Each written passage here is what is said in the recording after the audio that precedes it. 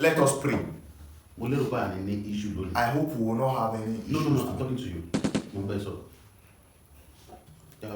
Let us pray. Our Father and our God, we we thank you because you give us to collect your people advice today again. Hey! Help us to go. In Jesus' name.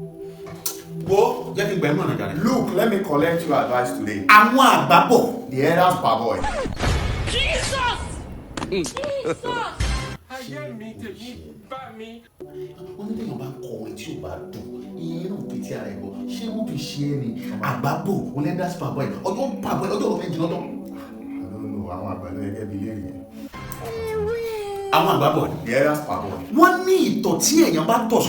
say the urinate one person urinates in one spot.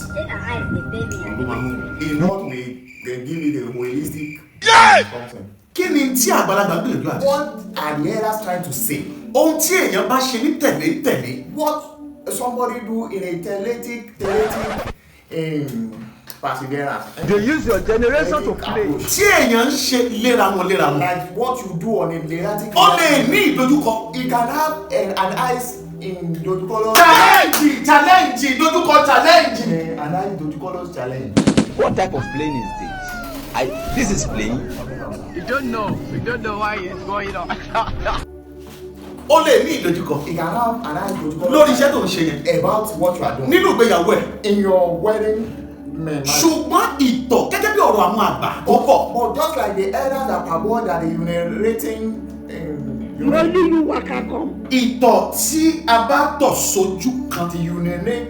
you urinate at one spot is what we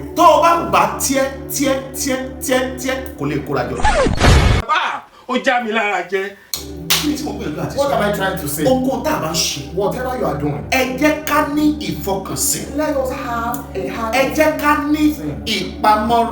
us have a body killing temperature. Mamora, let us kill it to the body at regular interval.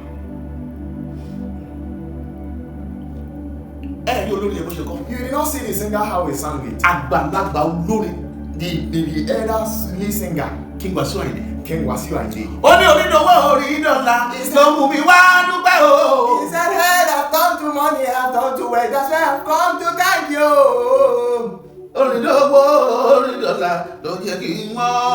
Song, I've come to money, I've come to wealth, that's why I've come to thanks. This man thinking down. And he said that he have been 3 days. Do you know? King Wasiu Ayinde Masha Mayegun General. That King Wasiu Ayinde Mayegun. Mayegun. That's the phonetic translation. One 50 years on stage. He is doing 50 years on stage. Before somebody read the 10 years, the second 10 years, the top 10 years, easy sir. I want to please. He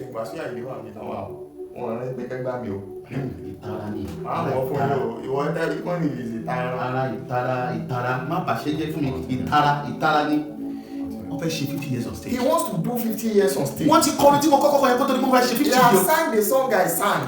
What if this father does not have a heart of sinning and before sin and body killing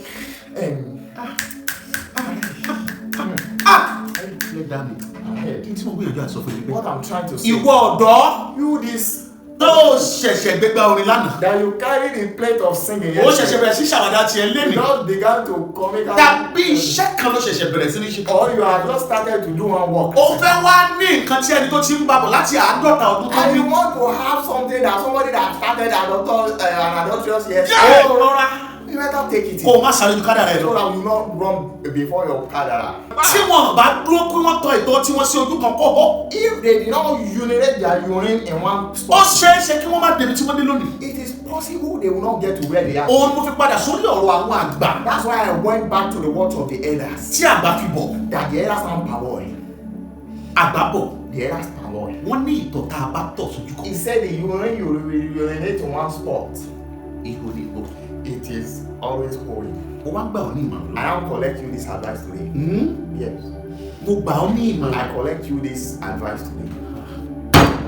Ẹ wo tèmi kẹgbọ́. Hear my own. Tèmi ní kẹgbọ́. It is my own you should hear.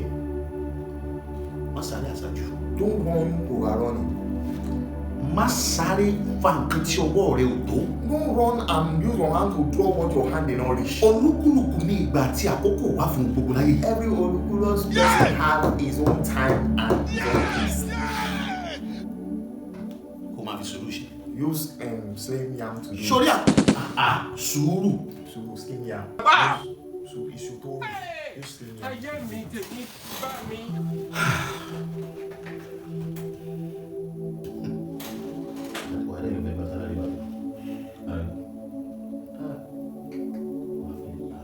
You want to be weak. Tá a bá gúnyán sínú ewé.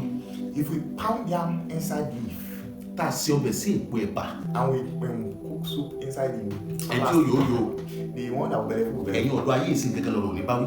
the youth of nowadays is where we are talking to. Ẹ ṣe jẹ́jẹ́, ẹ ṣe jẹ́jẹ́, ẹ ṣe Do jẹ́jẹ́. it gently. Gbogbo tẹ́ ẹ fẹ́ àkwáyà láàárín oṣù mẹ́ta tí àwọn kan dẹ̀ ti ń ṣe pọ̀ bí 30 ọdún sẹ́yìn. Tí wàá fẹ́ fi ti pa dẹ́dẹ́ o. They say if you take it theoretically, Kọ́lọ́ àrọ̀. let God help us. Ẹ kí n gbàdúrà fún mi. Let us pray for God. Mo fi ọkàn rẹ lé Ọlọ́run lọ́wọ́. I put your heart in God's Ẹ̀mí hand. sùúrù kò wọ̀nà. The spirit of slim yam let it enter. Slim yam báwo? Wọ́n tẹ bẹ́ẹ̀ sọ́dọ̀ ìtòmí kìíní. Àbí nǹkan ṣe ẹni. Slim yam soup. Tí n bá mọ̀ gbà ní fún ẹ.